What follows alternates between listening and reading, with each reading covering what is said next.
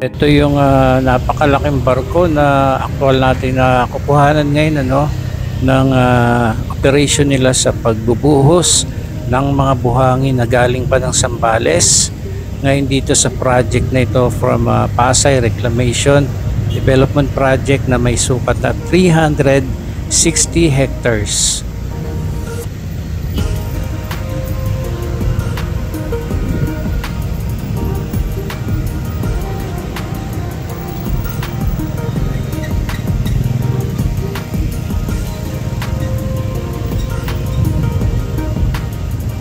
Magandang araw mga kababayan, eto na naman po si Kuya Ron, nag-update po dito sa reclamation project sa Pasay City along Manila Bay. So ngayon po ay nasa may side po tayo ng DPWH dito po sa may Libertad Channel na kasalukuyan pong nagpapatag po sila ng buhangin. Actually ito po yung unang parte ng reclamation project na kanilang tinambakan ng mga buhangin.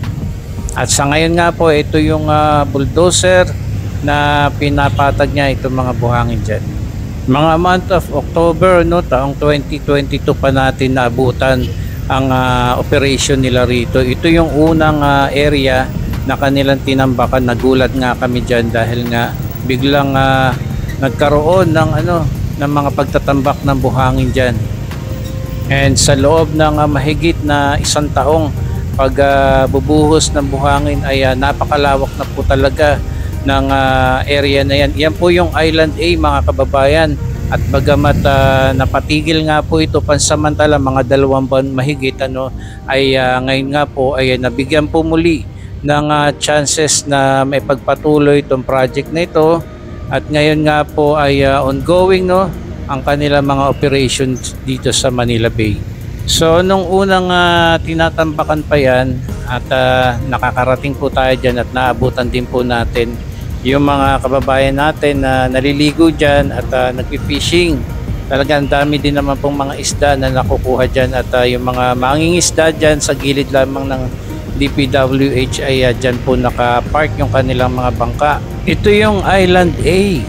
I think ito yata yung may pinakamalaking sukat Tapos susunod dito sa may bandang itaas nito yung Island B, at yung nasa may harapan naman ng Mall of Asia, yun po yung Island C. Okay, ito na po yung ating palipad ng drone dito po sa Pasay City Reclamation Project. Ayan po yung isang barko na nakatatapos lamang din magbuhos ng buhangin dyan po sa may tapat ng Mall of Asia. Yun na po yung mga tambak ng buhangin po doon Siguro mga suka, ang layo niya sa seawall nasa 300 meters po. So yun naman pong nilalabasan ng tubig na yun, yun po yung tinatawag na Libertad Channel. Basta nakita rin po natin yung mga bulldozer dyan na nagpapatag ng buhangin. Alright, ito po, ikot natin itong drone. Ito, Pasay area pa rin po ito mga kababayan. Saan yan po yung PICC complex. Dito rin po yung mga establishment like Sofitel Hotel, Coconut Palace at iba pa. So once again, narito po tayo ngayon sa Island A. Ito yung mas malawak na o mas marami nang naitatambak. And nakikita rin po natin, ayun, pupunta po tayo dun sa barko na yun. Tingnan po natin ang mas malapitan itong nagbubuhos ng buhangin ngayon.